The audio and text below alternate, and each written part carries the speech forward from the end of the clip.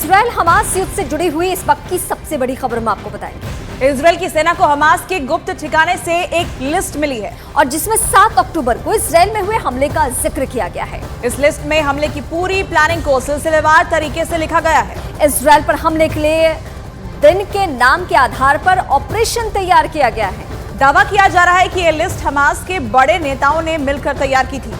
Sources तो ये भी बता रहे हैं कि अब इसी लिस्ट के आधार पर इजराइल की सेना हमास के खात्मे के लिए अपना प्लान तैयार कर रही है। और हमारे सहयोगी ओपी तिवारी ज्यादा जानकारी के साथ जुड़ गए हैं, सीधे उनका रुख करते हैं। ओपी, और क्या डिटेल्स मिल रही है इस लिस्ट को लेकर?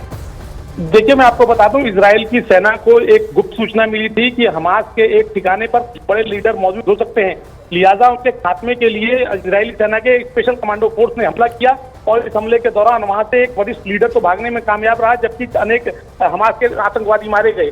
इसी ऑपरेशन के दौरान लिस्ट बरामद हुई है, जिसमें सिलसिलेवार तरीके से बताया गया है कि किस तरह से 7 अक्टूबर की पूरी प्लानिंग तैयार की गई थी और दिनों के हिसाब से वहां पर हमास के किस आतंकवादी नेता को अपनी टीम के साथ हमला करना था, इसका पूरा ब्यौरा दिया गया है।